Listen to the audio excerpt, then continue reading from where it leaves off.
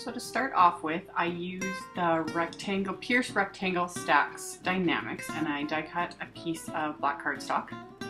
And I'm not sure if the video is picking up on all the little piercing holes around the edges, but if you can't see it in the video, you'll definitely be able to see it in pictures on my blog. So then I used my little embossing buddy just to get the powder on the cardstock so that the embossing powder won't stick to anything else, and I stamped the this little sentiment from the Sunny Day Doodles Celebrate Life set onto black cardstock with white pigment ink, and then I just poured some white embossing powder on it and then heat embossed that till it was all melted.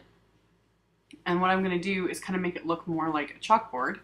So I took, again, the same just white pigment ink, and then you just take a piece of paper towel and you kind of dab it onto the ink pad, pick up a little bit of that, and then just kind of roughly scrub it over the cardstock. No rhyme or reason. Don't make it fancy because obviously it's kind of got to look messy, which for me is a little difficult because, again, I got OCD, so I don't like things to be messy. But yeah, I just kind of rubbed it on randomly.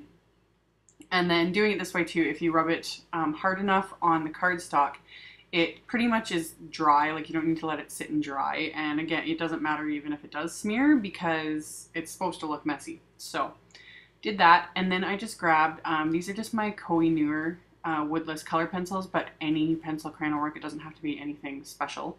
But I just grabbed a few of those and I'm just coloring in random parts of this image. Again, not doing it really clean. It doesn't matter if it gets on the embossing part. Yeah, it's supposed to look like this. So did all that, and then I took the white one and just kind of went around some of the edges just to kind of give it a little shadowed look and more like that chalkboardy look that's so popular right now. So kind of outlined some of the areas, filled in some of the areas, and then actually just doodled a few little lines. You could do little swirlies, things like that. Yeah, I wasn't confident enough to do that, so I just did a few little straight lines just because. So did that, and then I grabbed, this is the Textile Backgrounds, one of the stamps from that set. So I inked it up with my favorite things, like the snow cone ink. That is like one of my favorite. I love this color. To me, it's like a neutral. It goes with everything.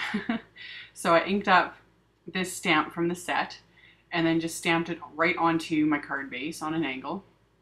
And then I inked it up again and stamped it again onto the card base, just using the acrylic block as kind of a guide to kind of get them even-ish so that they weren't on a complete crooked angle, but they don't need to be perfect.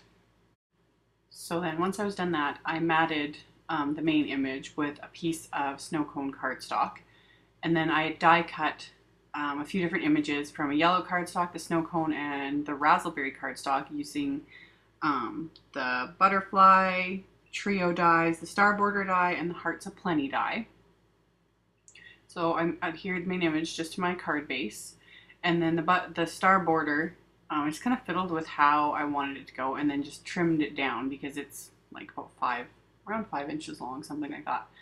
And yeah, just kind of figured out how I wanted it, and then I just used a little red line adhesive, and it doesn't matter that it's sticking out past everything with these little stars because I'm going to adhere that heart right over it. So adhered that, and I purposely left the edges of the stars kind of sticking out because, again, the whole idea is kind of like little random doodles and fun things like that. So I adhered the little heart, and then I chose the small little butterfly, and I just used my regular ATG adhesive to adhere that. And I didn't like how plain they were looking, so I just grabbed the white pencil crayon again, added some little freehand lines to the heart, and then used just a blue pencil to add a few little polka dots to the butterfly, and that finished off the front of the card. So then on the inside of the card, I had already stamped, embossed, and colored another sentiment from the same Celebrate Life stamp set, and then die cut it with one of the rectangle stacks dies as well. So did that just to make the video go quicker. And then I inked up the same stamp from the Textile Background set with snow cone ink, and stamped this lower down on the inside of the card because I always want to leave a spot to be able to write something to the recipient, and then adhered the pre-stamped and colored sentiment. So got that adhered, and then I'm just going to add another little heart, and then that's it. So as always, there will be a link below this video with a link to my blog post. And in the blog post, I'll have links to all the supplies used and all that good stuff. And yeah, thank you guys so much for watching, and I will see you all next time. Bye!